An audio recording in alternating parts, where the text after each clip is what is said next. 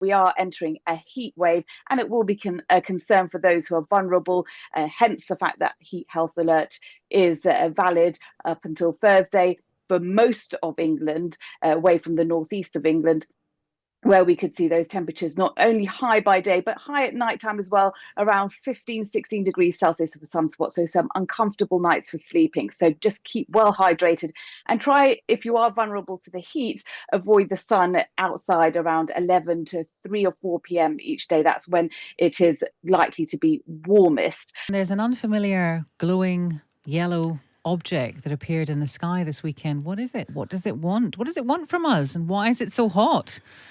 Let's speak to the weather presenter, Nazaneen Ghaffar. Morning, Naz. How are you? Yeah. You know I'm happy. I didn't write that. But like a true anchor woman, I read it out. Right. It is sunny at last. I'm hearing some rumours that this is going to be short-lived. Is that true? Looking at the immediate future for the forecast, it does look like it'd be short-lived, but it could actually reach heat wave status for some, which means that you have to have 3 consecutive days of a certain temperature threshold, which is dependent on where you are in the UK, to be reached. So it does look like perhaps Tuesday, Wednesday, Thursday, much of England could be in a heat wave criteria. So it is going to be sunny and hot, finally, for summer, but there is a possibility that it will become cooler and wetter into the weekend. So enjoy the next few days as you wish, because it won't be there for long. Well, exactly. I mean, you should always make the most of nice weather, whatever you consider to be nice weather, and not rely on it too much. You did say, actually, didn't you, Naz, last week? You said it was going to get better, and you were right. Exactly. It's going to get better, and I was right. And that's due to the fact that the vote for me has moved. So it's what we've had so far this summer. So the meteorological summer starts on the 1st of June. Is the jet stream being to the north of the UK, and that's big because of various reasons. But that's made it rather unsettled. We've got lots of low pressure systems coming off the Atlantic, and that's been bringing cooler, fresher conditions as well as wetter weather across much of the UK. But now it's shifted further south, and we've got high pressure building. As a result, it's looking mostly fine and settled. We're also drawing through a southerly airflow, which is bringing through very warm air off the near continent, where it's actually extremely hot across parts of Europe at the moment. So that southerly air is making it feel very warm over the next few days, and so much so that there are actually heat health alerts in place from the UK Health Security Agency for much of England, all but the northeast of England, as for those who are vulnerable, those with underlying health conditions or elderly people, then they could be at risk from the heat over the next few days, as it will be very warm during night times as well. But as I said, eventually it does become cooler and wetter as we head into the weekend. Lovely stuff. Naz, thank you very much. That is Nazaneen Ghaffar. Maybe you like it a bit cool. I know Stig does. Yeah.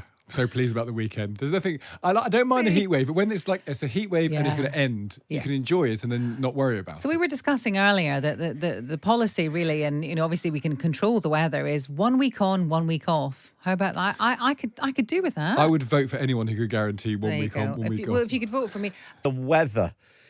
Summer does finally seem to have arrived. Highs of up to 31 degrees Celsius have been forecast for some parts of the country this week. But temperatures rising right across the UK. A yellow heat health alert comes into force today, which covers all but one region of England. Let's speak to weather reporter Nazaneen Ghaffar. Good afternoon. Where will be hottest this week? It's going to be in parts of the southeast and eastern England. I think that's where we're probably going to achieve highs of around 30 to 31 degrees Celsius, most likely around Wednesday, Thursday time.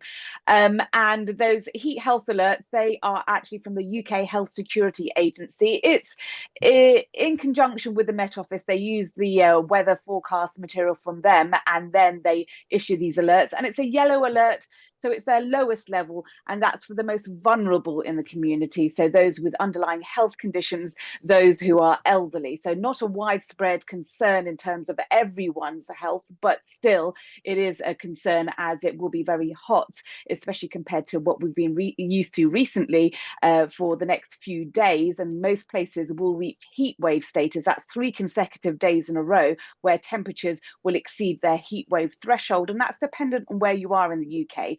So for much of England and Wales, it's usually around the mid-20s onwards. But for the southeast, it's around the late 20s, so around 28 degrees Celsius and above for 3 consecutive days makes an official heat wave, which is likely through today, tomorrow, Wednesday and Thursday. So we are entering a heat wave, and it will be a concern for those who are vulnerable, hence the fact that heat health alert is valid up until Thursday for most of England, away from the northeast of England, where we could see those temperatures not only high by day, but high at night time as well, around 15, 16 degrees Celsius for some spots. So some uncomfortable nights for sleeping. So just keep well hydrated and try, if you are vulnerable to the heat, avoid the sun outside around 11 to 3 or 4 p.m. each day. That's when it is likely to be warmest. But it's not everywhere that's going to experience this heat. Temperatures won't be as high across parts of Scotland and Northern Ireland. That's due to a front that wavers through and brings what cloudier conditions, somewhat fresher weather, especially around Western Scotland. But at times, there will be breaks in the cloud across these parts, and the sun this time of the year is very strong, so it will still feel very warm. And as I mentioned, the sun is very strong this time of the year, so for all areas, be aware UV levels are very high, and so are pollen levels at the moment. But how long does this last? That's the question.